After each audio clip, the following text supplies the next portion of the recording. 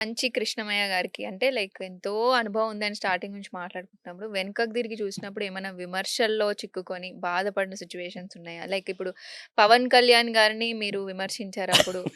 అప్పుడు మీకేమైనా అవకాశాలు తగ్గిపోయాయా? ఏం తగ్గలేదు. అంటే విమర్శించారంటే నేను మామూలుగా యాక్చువల్లీ 'పవన్ కళ్యాణ్‌కి' యాక్టింగ్ అది రాదు అన్నా. వైరల్ అయింది తప్పుగా అయిందా? చాలా అది రాంగ్ క్లారిటీ మీరిస్తారని అడుగుతున్నా. అంటే మా వోడు 'వకీల్ సాబ్‌లో' యాక్ట్ చేశాడు మా అబ్బాయి శివ. హ్మ్. హ్మ్. హ్మ్. మా అబ్బాయి నాతో ఉంటాడు. అదే వస్తాడు, కూర్చుంటాడు, ఉంటాడు. కలిసుంటారు. ఆ! కలిసి ఉండమండి. హ్మ్. నాది వేరే ఉంటాను. వాడు వేరే ఉంటాడు. అంటే వస్తాడు, ఎళ్తాడు అదేం లేదు.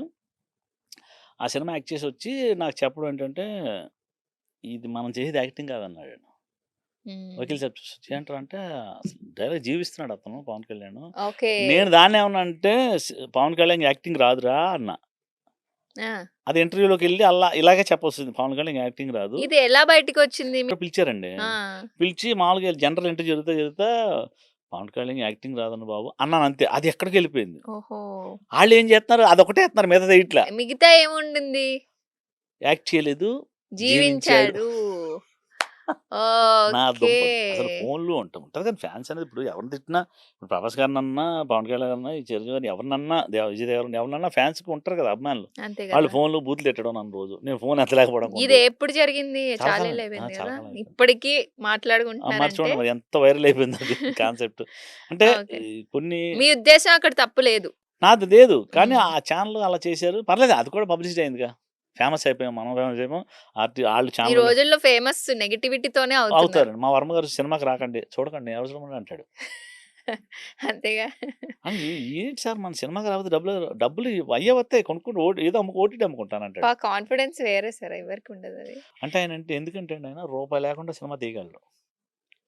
రూపాయి లేకుండా సినిమా ఫినిష్ చేయగలడు. అంటే ఇప్పుడు నన్ను పిలుస్తాడు ఆర్డినేటర్‌గా. ఎందుకు దొంగల ముఠా అలా చేశాంగా. దొంగల ముఠా ఒక చిన్న కాన్సెప్ట్ 5 రోజుల సినిమా. ఆ! 5 రోజులే. 5 డేసే. దొంగల ఓహ్ ముఠా గాడ్! ఏది 'రవితేజ' పెద్ద పెద్ద ఆర్టిస్ట్‌లు పెట్టేసాడు. 'రాక్ కాస్ట్‌లో' అనే ఒక బూత్ బంగ్లాలో రూమ్ సెట్ చేసేసాను. అది అందులో అంటే మీరు ఎలకలు కూడా ఉండవనమాట అందులో. హ్మ్. అలాంటి చోట షూటింగ్. వీళ్ళు ఈ 5 రోజులు ఈళ్ళు అక్కడే ఉండాలి. హ్మ్. ఇది అందులోనే ఉండాలి. ఈ చూస్తే ఎలకలు, పాములు ఏంటి కృష్ణ అంటే, "నీకెందుకు ఒక 3,00,000 నేను పెట్టుకొని నేను చేసి ఇచ్చేస్తాను" డబ్బులిచ్చాడు తర్వాత విషయం.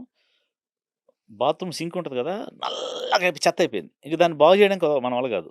డ్యూకో స్ప్రే అని ఒకటుంటది. ఆ స్ప్రే తెచ్చి కొట్టేసి నీట్‌గా డెకరేషన్ చేసి అందమైన కెట్టలు, మంచాలు, గించాలు, ఏసీలు పెడితే ఆళ్ళొచ్చారంటే అందరూ 'రవితేజ' గారు ఆర్టిస్టులు అందరూ కూడా వాట్ ఎ బ్యూటిఫుల్ లొకేషన్ యార్ భలే ఉంది రూమ్" అంటున్నారు.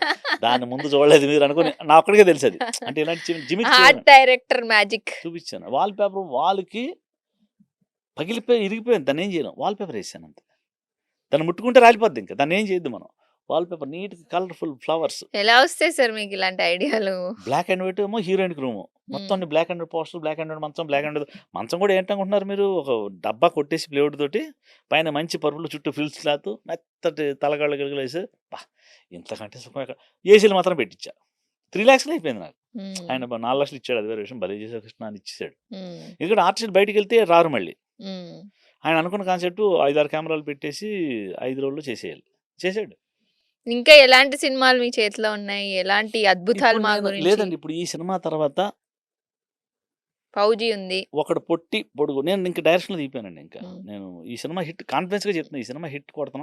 మీరిగ నటుడిగా మమ్మల్ని ఎంటర్‌టైన్ చేసాడు. ఆర్ట్ డైరెక్టర్ చేస్తున్నారు. డైరెక్షన్ చేస్తున్నారు. ఇంకా ఏముంది? ఇంకేం ఇప్పుడు చేయాలని నేను డైరెక్టర్‌గా ఒక 5, 6 సినిమాలు చేయాలండి. గట్టి సినిమాలు, పెద్ద సినిమాలు. ఒక 5, 6 సినిమాలు. ఇప్పుడు ఒకడు పొట్టిగా ఉంటాడు.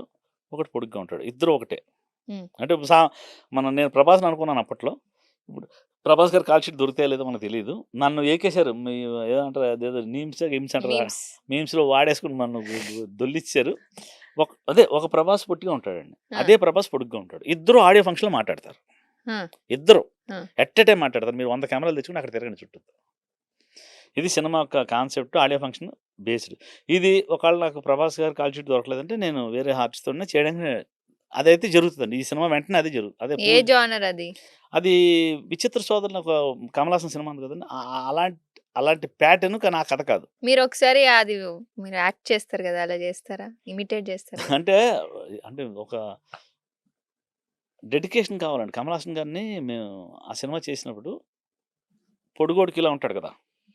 పొట్టోడికి ఇలా దగ్గరకుంటాడు. వణక్కం సార్, నల్లా இருக்கீங்களா ఇలాగే ఉంటాడు. ఆ టైంలో ఎవరో కాఫీ తెచ్చిచ్చారు కమల్ హాసన్ గారికి. ఆయన తీసుకుంటాం చూడండి. షూట్ లేదు అప్పుడు బ్రేక్. డైలాగ్ అయిపోయింది. తర్వాత అసిస్టెంట్ కాఫీ తెచ్చాడు. నా చక్కెర జాస్తి ఆ పౌడర్కి రావా నా అపరమా కొడుకు లంగా వెచ్చుకో ఇలా తీసుకోవచ్చు కదా. నేను అడిగేసాను ఆయన, నాకు తొత్తరపుత్ర నేను అప్పుడు సన్నగా ఉండేవాడిని. ఏంటి సార్ ఇలాగ మామూలుగా తీసుకోవచ్చు కదా. அந்த மாதிரி பண்ணோம்னு வச்சுக்கோங்களேன் நமக்கு அந்த டெடிகேஷன் போயிடும். அப்புறம் கேரட்லேருந்து வெளியே வந்துடும். அதனால நான் இப்படி தான் பண்ணுவேன். మీకు బాగా తమిళ్ వచ్చు కదా. తమిళ్, తెలుగు, మలయాళం, హిందీ, ఇంగ్లీష్, కన్నడ ఇన్ని లాంగ్వేజ్లో సినిమా చేసామండి. పా అప్పుడు భాష ఆటోమేటిక్గా వస్తుంది కదా. ఒక సినిమా మొత్తం పని చేస్తే నాకు కానీ అన్ని భాషల్లో కంటే మలయాళం అందంగా అనిపిస్తుంది. నాకు కూడా. ఎందుకంటే అందులో ఏదో ఒక మాయ. అంటే నేను ప్రియదర్శన్ గారితో మోహన్ లాల్ గారితో చాలా సినిమాలు వచ్చేసాను. മലയാളంలో സാവിത്രി గురించి చెప్పండి, మీ మూవీ గురించి.